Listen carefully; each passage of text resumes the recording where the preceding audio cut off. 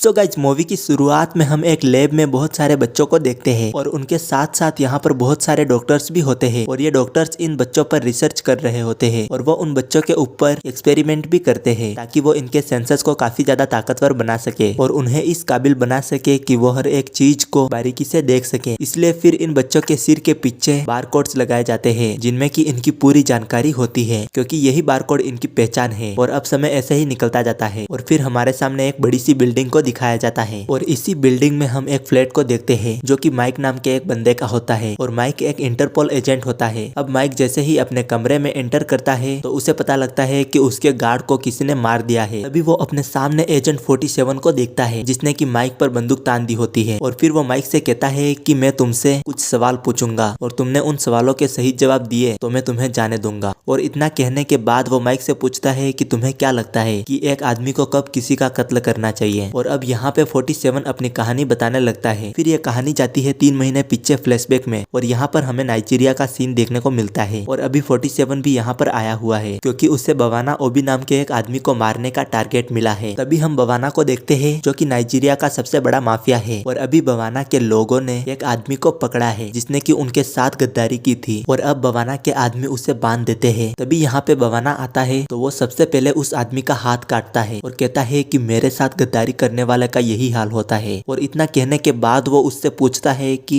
मेरा सामान कहाँ पे है, लेकिन ये आदमी बोल नहीं पाता। तभी बवाना की नजर इस आदमी के गले पर पड़ती है और वो देखता है कि इसके गले पर सिलाई की है। इसलिए फिर वो अपने आदमियों से पूछता है कि इसके गले को तुम लोगों ने काटा है क्या, लेकिन इसके आदमी कहते हैं कि नहीं। पर इसके आदमी ये भी बताते हैं कि जिस आदमी ने इसे यहाँ पर छोड़ा था उसी ने इसके गले पे सिलाई की है। फिर इस बात को सुनने के बाद बवाना को शक होने लगता है कि तभी हम एजेंट 47 को देखते हैं और 47 ने ही इस आदमी को पकड़ा था और फिर उसने बड़ी ही चालाकी से उस आदमी के गले में बॉम्ब लगा दिया था क्योंकि वो जानता था कि बवाना इससे जरूर मिलेगा। और अब 47 अपना रिमोट दबाता है और फिर उस जगह पर उस आदमी के साथ ही बवाना भी ब्लास्ट हो जाता है और इसी के साथ 47 का मिशन भी पूरा हो जाता है। तभी हम माइक को देखते हैं जो कि पहुंचता है नाइजीरिया और फिर वो नाइजीरियन पुलिस से मिलता है और कहता है कि मुझे पता है कि ये काम किसने किया है, उसका नाम है 47 और वो एक सीक्रेट मिशन का मेंबर है और ये सारे कातिल उसने ही किए हैं और वो एक इंसान नहीं है बल्कि एक भूत है। और इस बात को सुनने के बाद वहाँ के पुलिस वाले कुछ समझ नहीं पाते हैं और वो कहते हैं कि उस आदमी का पूरा नाम क्या है। तब माइक कहता है कि उसका नाम 47 है। फिर ये लोग उससे पूछते हैं कि उसकी एजेंसी का क्या नाम है। तब माइक कहता है कि मुझे नहीं पता। इसलिए फिर इन लोगों को माइक पे विश्वास नहीं होता है और कहते हैं कि तुम्हारे पास कोई भी सबूत नहीं है और तुम्हारी सारी बातें बेबुनियाद है। तब माइक बताता है कि 47 ने कितने सारे मिशंस को पूरा किया है और वो जहाँ भी जाता है वहाँ तबाही मचाता है, लेकिन ये पुलिस वाले माइक पे विश्वास नहीं करते हैं। इसलिए फिर माइक यहाँ से चला जाता है। तभी हम रशिया में 47 को देखते हैं जो कि एक होटल में रुका है और अब वो जैसे ही अपने कमरे में जाता है तो वो अपने कमरे के बाहर कांच के टुकड़े को गिरा देता है। साथ ही वो दरवाजे पर बॉम्ब भी लगा देता है ताकि अगर कोई उस पर नजर रखे और वो जब उसके कमरे में आने की कोशिश करे तो उसे पता चल पाए। और इसके बाद वो अपनी बालकनी में एक रस्सी भी डालता है जिससे कि अगर उसे अचानक से भागना हो तो वो भाग सके। और अब जल्द ही 47 को कॉल आता है उनके ऑर्गेनाइजेशन के हेड का जिसका नाम होता है डियाना और डियाना इसे बताती है कि कल तुम्हें रशियन राष्ट्रपति को मारना है जिसका नाम है बेलिकोव, लेकिन ये काम हमारे बाकी कामों से बिल्कुल अलग है क्योंकि हमारी ऑर्गेनाइजेशन जिसको भी मारती है उसे बहुत ही खुफिया तरीके से मारती है, लेकिन इस बार हमें इस आदमी को पब्लिकली मारना है। जिसके बाद 47 कहता है कि ठीक है। और फिर अगली सुबह हम लोग देखते हैं कि बेलिकोव यहाँ पर एक भाषण देने के लिए आया है और वो जैसे ही भाषण देने के लिए स्टेज पे पहुंचता है तो वो 47 के निशाने पे आ जाता है और 47 अपने स्नाइपर से सीधा बेलिकोव के सिर पे गोली मारता है। जिसके बाद फिर वहीं पे बेलिकोव की मौत हो जाती है। तब 47 को लगता है कि उसका मिशन अब पूरा हो गया है, इसलिए अब वो एयरपोर्ट की तरफ निकल पड़ता है और जब वो रशिया से निकलने ही वाला होता है तभी उसे डियाना का फिर से कॉल आता है और डियाना कहती है कि हमारा मिशन फेल हो चुका है क्योंकि बेलिकोव अभी भी जिंदा है और तुमने जब बेलिकोव पे गोली चलाई थी तब तुम्हें एक लड़की ने देख लिया था और वो बेलिकोव की रखेल है जिसका नाम है नायका। और अब डियाना नायका की पूरी डिटेल्स भेजती है। इसलिए अब 47 वापस निकल जाता है नायका को मारने के लिए, लेकिन वो जैसे ही नायका को देखता है तो उसे पता लग जाता है कि नायका ने तो उससे पहले कभी देखा ही नहीं है क्योंकि हिटमैन एजेंट्स के सेंसर्स बहुत ही तेज होते हैं और वो अपने आसपास के सारे लोगों की शक्ल याद रखते हैं। इसलिए फिर 47 यहाँ पे डाउट में आ जाता है और वो नायका को नहीं मारता है। तभी एक गोली चलती है और 47 के सामने वाला आदमी मर जाता है जिससे कि 47 को पता लग जाता है कि अभी वो निशाने पर था। जिसके बाद उसे मारने की कोशिश की जाती है। फिर उसे पता लग जाता है कि उसके पीछे भी एजेंट्स लगे हुए हैं, इसलिए फिर बड़ी ही चालाकी के साथ 47 वहाँ से गायब हो जाता है। तभी हम माइक को देखते हैं, जिसे कि पता लगता है कि बेलिकोव पे गोली चलाई गई है और उसे ये बात भी पता चल जाती है कि 47 अभी रशिया में ही है, इसलिए फिर माइक को 47 पे शक हो जाता है। तभी हम 47 को देखते हैं, जो कि डियाना से बात करता है और कहता है कि नायका ने मुझे पहले कभी नहीं देखा, इसलिए मुझे लगता है कि उसे मारने की जरूरत नहीं है। और उसके साथ साथ 47 ये भी कहता है कि मैंने खुद बेलिकोव को मारा था और मैंने उसके सिर पे वार किया था, इसलिए उसका बचना मुश्किल ही नहीं नामुमकिन है। तब डियाना उसे एक वीडियो क्लिप भेजती है जिसमें कि बेलिकोव भाषण दे रहा होता है और इस चीज को देखने के बाद 47 काफी सोच में पड़ जाता है कि बेलिकोव अभी जिंदा कैसे है। फिर वो डियाना से पूछता है कि मुझे अभी के अभी बताओ कि मुझे बेलिकोव को मारने की सुपारी किसने दी थी। तब डियाना उसे जवाब देना बंद कर देती है। फिर 47 कहता है कि अब मैं तुम्हारे पीछे भी आऊंगा और अगर जरूरत पड़ी तो मैं तुम्हें भी मारूंगा, क्योंकि मुझे कैसे भी करके सच्चाई जाननी है। लेकिन अब डियाना कॉल डिस्कनेक्ट कर देती है। तभी हम माइक को देखते हैं, जो कि रशिया में आ जाता है और यहाँ पे उसकी मुलाकात होती है यूरी नाम के एक SFP ऑफिसर से। और अब माइक यूरी को सारी बातें बताता है 47 के बारे में कि वो कितना खतरनाक है। तभी यूरी कहता है कि हमें उसके बारे में हर एक चीज पता है, हमने अभी अभी एक मिलिट्री फोर्स को भेजा है उसे पकड़ने के लिए। तब माइक उसे समझाता है कि तुम ये गलती मत करो, क्योंकि वो हाईली ट्रेंड है और मैं जानता हूँ कि उसे कैसे पकड़ना है। लेकिन यूरी यहाँ पे माइक की एक भी बात नहीं सुनता है। तभी हम मिलिट्री ऑफिसर्स को देखते हैं, जो कि होटल में जा चुके होते हैं। इसी बीच 47 का फोन बजता है और वो जैसे ही फोन को उठाता है तो उसे डियाना की आवाज सुनाई देती है और डियाना कहती है कि जो बात मैं तुम्हें बताने वाली हूँ वो मैं तुम्हें ऑफिशियल तौर पे नहीं बता सकती, इसलिए मैंने तुम्हारे फोन पे कॉल किया है और बेलिकोव को मारने की सुपारी खुद बेलिकोव ने ही दी थी। और इतना कहने के बाद वो ये भी बताती है कि तुम्हें यहाँ पे मारने के लिए कुछ लोग आ रहे हैं, इसलिए जितनी जल्दी हो सके वहाँ से भाग जाओ। लेकिन अब 47 कंफ्यूज हो जाता है, क्योंकि आखिर बेलिकोव ने ही अपनी सुपारी क्यों दी। इसी बीच मिलिट्री वाले भी उसके दरवाजे पे आ जाते हैं। तब 47 को भी ये बात पता चल जाती है, इसलिए फिर वो भागता हुआ पहुंचता है बालकनी के पास। तभी दरवाजा भी ब्लास्ट हो जाता है। तब तक रस्सी की मदद से 47 भी नीचे उतर जाता है और अब यहाँ पर 47 का सामना होता है उन मिलिट्री वालों से और फिर वो एक एक करके उन सबको मौत के घाट उतारता है और फिर वो वहाँ पर उन लोगों को दिखा देता है कि वो कितना खतरनाक है। और फिर वो देखते ही देखते वहाँ पर लाशों की ढेर लगा देता है और फिर बड़ी ही चालाकी से वो वहाँ से भाग जाता है। तभी वहाँ पे माइक भी आ जाता है और वो सारी चीजें पहले से ही जानता था कि 47 के पास जो भी आएगा उसका यही हाल होगा। इसलिए फिर माइक पहुंचता है 47 के कमरे में और वो देखता है कि 47 के पास कितने घातक हथियार थे, इसलिए फिर वो कुछ चीजों को अपने साथ में रख लेता है। और तभी वहाँ पे यूरी भी आ जाता है और वो कहता है कि यहाँ पे इंटरपोल का कोई काम नहीं है, मैं इस केस को अपने तरीके से हैंडल कर सकता हूँ, इसलिए आपको यहाँ से चले जाना चाहिए। और माइक कहता है कि वो इस केस को बिना सुलझाए यहाँ से नहीं जाएगा। तभी हम 47 को देखते हैं, जो कि पहुंचता है नायका के पास और वो नायका के कमरे का दरवाजा खटखटाता है। तब नायका पूछती है कि कौन। तो 47 कहता है कि मुझे बेलिकोव ने भेजा है और नायका दरवाजा खोलती है। लेकिन जैसे ही 47 अंदर जाता है तो वो नायका पे बंदूक तानता है और फिर वो उसे लेकर के एक खुफिया जगह पर पहुंचता है। फिर वो नायका से पूछता है कि तुमने मुझे पहले कभी देखा है, लेकिन नायका कहती है कि नहीं। तब 47 कहता है कि बेलिकोव अभी तक जिंदा कैसे है। तब नायका बताती है कि बेलिकोव का एक हमशक्ल है और ये काम बेलिकोव ने अपनी सुरक्षा के लिए किया है और ये बात बहुत ही कम लोगों को पता है, लेकिन नायका उसकी रखेल है, इसलिए उसे ये बात पता है। अब 47 को भी ये चीजें समझ में आने लगती है और अब 47 को ये बात पता चलती है कि बेलिकोव के डुप्लीकेट ने ही ओरिजिनल को मरवाने के लिए मुझे सुपारी दी थी, ताकि वो खुद को बेलिकोव की जगह पर ले सके और वो खुद यहाँ का राष्ट्रपति बन सके। और उसके बाद ऑर्गेनाइजेशन वालों ने 47 के साथ एक चाल चली। उन लोगों ने 47 से नायका को मारने के लिए कहा, क्योंकि नायका ही आखिरी गवाह है जो जानती है कि बेलिकोव का एक डुप्लीकेट था। और जैसे ही 47 नायका को मारता, दूसरा एजेंट 47 को मार देता और सारी की सारी चीजें हमेशा के लिए खत्म हो जाती और किसी को कभी पता ही नहीं चलता कि बेलिकोव का कोई डुप्लीकेट था। इसलिए अब 47 सारी चीजें समझ चुका था और इसलिए अब वो नायका को नहीं मारता है, बल्कि वो नायका को लेकर के वहाँ से निकल पड़ता है। लेकिन जैसे ही वो रेलवे स्टेशन पर पहुंचता है तो हम वहाँ पर माइक को देखते हैं, जो बहुत सारे इंटरपोल एजेंट्स के साथ वहाँ पर 47 का इंतजार कर रहा है, क्योंकि वो जानता है कि 47 यहाँ से कैसे भागेगा। और यहाँ पे केवल इंटरपोल वाले ही नहीं होते हैं, बल्कि यहाँ पे कुछ हिटमैन एजेंट्स भी होते हैं, जो कि 47 के इंतजार में वहाँ पर तैनात होते हैं। तभी वहाँ पे 47 आता है और इन दोनों के बारे में उसे पता चल जाता है, इसलिए फिर वो अपने कपड़े बदल लेता है। लेकिन दूसरा हिटमैन 47 को पहचान लेता है, इसलिए वो उसका पीछा करने लगता है। लेकिन 47 पहले से ही इन चीजों के लिए तैयार था, इसलिए वो हिटमैन को पकड़कर बहुत मारता है। तभी उसे पता चलता है कि यहाँ पे कुछ और भी हिटमैन है, इसलिए वो इस हिटमैन को मारकर निकल पड़ता है। और जब वो आगे पहुंचता है तो उसे और भी 3 हिटमैन मिलते हैं और अब ये सब के सब एक दूसरे पे बंदूकें तान देते हैं। तब 47 सबसे कहता है कि अगर मरना है तो क्यों ना सम्मान के साथ मरा जाए, और फिर ये सब लोग इस चीज के लिए राजी हो जाते हैं। इसलिए अब ये सब के सब अपने पीछे से तलवार निकालते हैं, जिसके बाद यहाँ पर एक जबरदस्त फाइट होती है। लेकिन 47 इन पे भारी पड़ता है क्योंकि 47 अलग किस्म का कातिल है। और फिर देखते ही देखते 47 यहाँ पे लाशें बिछा देता है और वो एक एक करके उन सभी एजेंट्स को मारने लगता है। और वो जल्दी ही इन 3 हिटमैन्स को भी मौत के घाट उतार देता है। लेकिन इंटरपोल के कुछ एजेंट्स उसके पीछे लग जाते हैं। फिर यहाँ पे हम नायका को देखते हैं और नायका अब जान चुकी है कि 47 कितना खतरनाक है, और अब जल्दी ही यहाँ पे 47 आता है। फिर वो एक इंटरपोल ऑफिसर पर बंदूक तान देता है। तभी यहाँ पे माइक भी आ जाता है और वो कहता है कि उसे जाने दो। और इस चीज को देखने के बाद 47 उसे छोड़ देता है, पर वो माइक पे गोली चला देता है। लेकिन माइक ने यहाँ पे बुलेट प्रूफ जैकेट पहना है, इसलिए वो बच जाता है। तब 47 उसे फिर से मारने जाता है, लेकिन नायका कहती है कि इसे छोड़ दो, इसलिए फिर 47 उसे छोड़ देता है। तभी यहाँ पे यूरी आता है और वो देखता है कि यहाँ पे कितना बड़ा कांड हुआ है, इसलिए फिर वो माइक को कहता है कि तुम अभी के अभी मेरे देश को छोड़कर यहाँ से चले जाओ। लेकिन माइक कहता है कि नहीं। तभी हम नायका को देखते हैं और वो बहुत ज्यादा डरी हुई है, और वो 47 से कहती है कि अब मैं तुम्हारे किसी काम की नहीं हूँ, क्योंकि मुझे बेलिकोव के बारे में और कुछ भी नहीं पता है। और इतना कहने के बाद वो अपने बारे में बताने लगती है कि उसे कैसे जबरदस्ती एक वेश्या बनाया गया और बेलिकोव उसे कैसे टॉर्चर करता था, इसलिए वो बार बार उसके पास से भागने की कोशिश करती थी। अब बेलिकोव उसे नंगा करके बहुत सारे लोगों के सामने पीटता था। और अब इन सारी बातों को सुनने के बाद 47 कहता है कि तुम रिलैक्स हो जाओ, मैं तुम्हें कुछ नहीं करूंगा। तभी हम यूरी को देखते हैं जो बात करता है बेलिकोव से, और यहाँ पे हमें पता चलता है कि यूरी बेलिकोव के साथ मिला हुआ है। और अब बेलिकोव भी परेशान है 47 को लेकर के, इसलिए वो कहता है कि जल्दी से 47 को खत्म कर दो, और वो माइक भी हमारे लिए समस्या खड़ी कर सकता है, इसलिए उसे भी रशिया से बाहर भेज दो। तभी हम माइक को देखते हैं जो कि इन सभी बातों को सुन रहा होता है, क्योंकि उसने यूरी के कॉलर में एक माइक लगा दिया था। और अब वो बातें सुन ही रहा होता है कि तभी यहाँ पे यूरी के लोग आ जाते हैं और वो माइक को कहते हैं कि तुम यहाँ पे क्या कर रहे हो। तब वो कहता है कि मुझे यूरी से मिलना है। तब वो लोग कहते हैं कि तुम यूरी से नहीं मिल सकते, इसलिए अभी के अभी यहाँ से चले जाओ। तभी दूसरी तरफ हम नायका को देखते हैं और नायका एक CIA एजेंट के पास आई हुई होती है जिसका नाम होता है स्मिथ, और 47 भी इन पर नजर रखता है। और 47 ने स्मिथ को यहाँ पे इसलिए बुलाया है क्योंकि उसे पता है कि ये लोग मिखाइल के भाई के पीछे पड़े हैं, और मिखाइल वही आदमी है जो बेलिकोव का डुप्लीकेट है। और मिखाइल के भाई का नाम है ओत्री, और वो भी एक माफिया है, और CIA उसी के पीछे लगी है। इसलिए 47 यहाँ पे स्मिथ को एक ऑफर देता है और कहता है कि मैं ओत्री को मारूंगा और उसके बदले में तुम्हें मेरी एक मदद करनी पड़ेगी। जिसके बाद स्मिथ भी हाँ कर देता है। फिर स्मिथ बताता है कि ओत्री कल एक गन डीलर से मिलने वाला है जिसका नाम है ब्राइस, और ओत्री ने ब्राइस को कभी नहीं देखा है, इसलिए तुम ब्राइस बनकर उससे मिल सकते हो। और अब 47 तैयार हो जाता है ओत्री के पास जाने के लिए। अभी हम माइक को देखते हैं जिसे कि एक आदमी बताता है कि बेलिकोव का एक डुप्लीकेट भी है, इसलिए अब माइक को भी सब कुछ समझ में आने लगता है। इसी बीच हम 47 को देखते हैं जो कि एक रेस्टोरेंट में पहुंचता है और उसके साथ नायका भी होती है, और यहाँ पे ब्राइस भी आया होता है। और 47 इंतजार कर रहा होता है कि ब्राइस कब वॉशरूम में जाएगा, पर जैसे ही ब्राइस वॉशरूम में जाता है तो 47 भी उसके पीछे जाकर उसको टपका डालता है और उसके साथ ही उसके बॉडीगार्ड को भी मार देता है। और उसको मारने के बाद अगले दिन 47 ओत्री के पास पहुंचता है ब्राइस बनकर, लेकिन वो जैसे ही अंदर घुसता है जल्दी ही ओत्री को ये बात पता लग जाती है कि ये ब्राइस नहीं है। और 47 भी इस बात को समझ जाता है कि इन लोगों को पता लग गया है कि मैं ब्राइस नहीं हूँ, इसलिए 47 यहाँ पे एक बार फिर से अपना कमाल दिखाता है और फिर वो एक एक करके सभी लोगों को मारने लगता है। और वो जल्दी ही यहाँ पे लाशें बिछा देता है और वो अंत में ओत्री को भी मार देता है, जिसके बाद वो नायका को लेकर यहाँ से निकल जाता है। तब हमें पता लगता है कि 47 ने आखिरकार ओत्री को क्यों मारा है, क्योंकि उसे पता है कि अपने भाई की मौत पे मिखाइल जरूर आएगा और तब वो उसको मार देगा। लेकिन अब नायका को 47 के साथ अच्छा लगने लगता है, इसलिए वो 47 से कहती है कि अगर मैं जिंदा बच गई तो मैं खेती करूंगी। ऐसा सुनने के बाद 47 कहता है कि तुम जरूर खेती करोगी। तभी हम माइक को देखते हैं जिसे कि 47 के सामान में से एक क्रॉस मिलता है जो कि एक चाबी होती है, लेकिन माइक समझ नहीं पाता है कि इस चाबी का क्या मतलब है। तभी हम 47 को देखते हैं जो कि नायका से कहता है कि अब हमें अलग होना पड़ेगा, क्योंकि अब मैं बेलिकोव के डुप्लीकेट यानी कि मिखाइल को मारने जा रहा हूँ। लेकिन अब तक नायका को 47 से प्यार हो चुका था, इसलिए वो कहती है कि मैं तुम्हें कैसे ढूंढूंगी अगर मुझे तुमसे मिलना होगा तो। तब 47 कहता है कि तुम्हें मुझे ढूंढने की जरूरत नहीं है, मैं खुद तुम्हें ढूंढ लूंगा। तभी हम यूरी को देखते हैं जो कि बेलिकोव के डुप्लीकेट से मिलता है और मिखाइल यूरी पे बहुत ज्यादा गुस्सा होता है और कहता है कि तुमने अभी तक 47 को क्यों नहीं मारा। तब यूरी कहता है कि मैं उसे जल्दी ही मार दूंगा। तभी हम माइक को देखते हैं जिसे कि पता लगता है कि इंटरपोल ने आदेश दिया है कि वो इस इन्वेस्टिगेशन को बंद कर दे, क्योंकि सबको लगता है कि हिटमैन कोई है ही नहीं। और यहाँ पे माइक को ये बात भी पता लगती है कि ओत्री की अभी अभी मौत हुई है और ओत्री रशिया के सबसे बड़े अमीर लोगों में से एक था, इसलिए उसकी की मौत पे खुद बेलिकोव वहाँ पर आ रहा है और यहाँ पे माइक को पूरी बात समझ में आ जाती है कि 47 ने ओत्री को क्यों मारा, क्योंकि ओत्री मिखाइल का भाई है और मिखाइल ही बेलिकोव का डुप्लीकेट है। इसलिए अब माइक भी रशिया जाने की तैयारी करने लगता है। तभी हम यूरी को देखते हैं जो कि अपने ऑफिस में होता है और अब 47 उस पे हमला कर देता है और जल्दी ही वो उसे रस्सी से बांध देता है और फिर उसे एक खुफिया जगह पर ले जाकर बंद कर देता है और वो उसे एक टब में बैठा देता है और 47 फिर वहाँ पे एक बॉम्ब भी लगा देता है और फिर 47 अब यूरी को एक फोन देता है क्योंकि यूरी ने 47 के पीछे एक स्नाइपर लगाया था जो कि 47 को मार सके। लेकिन अब 47 यूरी को कहता है कि तुम्हें जल्दी से जल्दी अपने हिटमैन को बोलना पड़ेगा कि वो अब बेलिकोव पर गोली चलाए, क्योंकि अगर तुमने ऐसा नहीं कहा तो जैसे ही यहाँ पे 4 बजेगा यहाँ का बॉम्ब ब्लास्ट हो जाएगा और इसी के साथ तुम मर जाओगे, इसीलिए तुम्हारे पास अब बहुत कम समय बचा है। तभी हम इधर बेलिकोव के डुप्लीकेट को देखते हैं और यहाँ पर अब माइक भी आ चुका है और जैसे ही मिखाइल भाषण देना शुरू करता है तब यूरी अपने आदमी को कहता है कि बेलिकोव के ऊपर गोली चलाओ। तब वो आदमी कहता है कि अभी वो बुलेट प्रूफ कांच के अंदर है। फिर यूरी कहता है कि उससे कोई फर्क नहीं पड़ता, तुम बस उस पे गोली चलाओ और वो एजेंट गोली चला देता है लेकिन बेलिकोव को कुछ भी नहीं होता है। लेकिन फिर सबको पता लग जाता है कि उस पे हमला हो रहा है, इसलिए यहाँ पे हर जगह पर अफरा तफरी का माहौल बन जाता है और मिखाइल के गार्ड उसे वहाँ से एक खुफिया कमरे में लेकर चले जाते हैं। इसी बीच दूसरी तरफ यूरी की भी मौत हो जाती है क्योंकि सब कुछ करने के बाद भी वहाँ का बॉम्ब फट जाता है और अब सारे गार्ड्स मिखाइल को लेकर के जा रहे होते हैं। तभी हमें पता लगता है कि इन्हीं गार्ड्स के बीच में 47 भी है और फिर वो वहाँ के सभी गार्ड्स को मार देता है, जिसके बाद वो मिखाइल को एक कमरे में लेकर के चला जाता है। तभी हम माइक को देखते हैं जिसे कि पता लग जाता है कि इस पूरी जगह को पुलिस वालों ने घेर लिया है और अब 47 यहाँ से बच के नहीं निकल सकता। तब माइक समझ नहीं पाता है कि आखिर 47 ने ऐसा क्यों किया, इतना चालाक होने के बाद वो ऐसे कैसे भाग सकता है। लेकिन तभी माइक को पता लगता है कि ये एक पुराना चर्च है और माइक को थोड़े दिन पहले 47 के सामान में एक चाबी मिली थी जो एक क्रॉस के आकार की बनी थी और वो चाबी इसी जगह की है। इसीलिए अब माइक समझ जाता है कि ये तो 47 की बहुत पुरानी प्लानिंग थी और वो जानता है कि उसे यहाँ से कैसे निकलना है। तभी हम 47 को देखते हैं जो कि मिखाइल से बात कर रहा होता है और अब मिखाइल 47 से कहता है कि अगर तुम मुझे जिंदा छोड़ दोगे तो मैं तुम्हें इतने पैसे दूंगा जितने पैसों के बारे में तुमने कभी सोचा नहीं होगा और मैं तुम्हारा नाम भी क्लीन करवा दूंगा, फिर तुम्हारे पीछे कोई भी एजेंट नहीं आएगा। लेकिन 47 पे इन बातों का कोई असर नहीं होता है और फिर वो मिखाइल को मार ही देता है और उसके बाद वहीं पे वो बैठ जाता है। तभी वहाँ पे माइक भी आ जाता है और वो 47 की चाबी से ही इस कमरे को खोलता है, जिसके बाद वो 47 को अरेस्ट कर लेता है। लेकिन अब माइक समझ नहीं पाता है कि 47 इतनी आसानी से कैसे अरेस्ट हो सकता है। लेकिन वो जैसे ही बाहर आता है तो वो यहाँ पे स्मिथ को देखता है और स्मिथ यहाँ पे पूरे CIA फोर्स के साथ आया होता है और अब माइक और स्मिथ बातें करने लगते हैं। तभी 47 यहाँ से भाग जाता है और 47 ने इसी चीज की डील की थी स्मिथ के साथ और अब स्मिथ भी यहाँ से चला जाता है और अब माइक भी समझ जाता है कि 47 CIA के साथ भी मिला हुआ था। और अब कहानी आती है वर्तमान काल में और हम 47 को माइक के साथ में बात करते हुए देखते हैं, जहाँ पर 47 माइक से कहता है कि तुम कब किसी का कत्ल करने के लिए तैयार हो जाओगे। तब माइक कहता है कि अगर मेरे परिवार पे किसी ने आंख उठाई तो मैं उसे मार दूंगा। और इस बात को सुनते ही 47 यहाँ पर माइक को एक लाश दिखाता है, जो लाश इस कमरे में पहले से ही पड़ी होती है और ये लाश होती है एक हिटमैन की। और अब 47 माइक को कहता है कि तुम इंटरपोल को कहो कि तुम इसी आदमी के पीछे पड़े थे और यही एजेंट 47 है, ताकि वो लोग मेरा पीछा छोड़ दे। और अगर तुमने ऐसा नहीं किया तो मैं पहले तुम्हारे परिवार को मारूंगा और फिर मैं तुम्हें भी मार दूंगा। और इस बात को सुनने के बाद माइक भी मान जाता है। तभी हम नायिका को देखते हैं जिसे कि अभी अभी एक पार्सल मिलता है और जैसे ही नायिका उस पार्सल को खोलती है तो उसे पता लगता है कि उसके नाम पर बहुत सारी जमीन को रजिस्टर करवाया गया है। और तब वो समझ जाती है कि ये सारी जमीन 47 ने ही उसके लिए खरीदी है, क्योंकि नायिका ने 47 से कहा था कि उसे खेती करनी है। और यह चीज देखने के बाद नायिका बहुत खुश होती है। तभी हम 47 को देखते हैं जो कि अभी भी नायिका पे नजर रख रहा है और अभी अभी 47 ने यहाँ पे एक हिटमैन को भी मार दिया है, क्योंकि वो नायिका को मारने के लिए आया था। और 47 जानता है कि हिटमैन अब नायिका का पीछा कभी नहीं छोड़ेंगे, इसलिए अब वो नायिका की सिक्योरिटी के लिए हमेशा ही तैयार रहता है। और इसी के साथ इस फिल्म की एंडिंग भी हो जाती है। तो दोस्तों, आपको ये फिल्म कैसी लगी आप हमें कमेंट में जरूर बताना। तब तक के लिए जय हिंद, वंदे मातरम।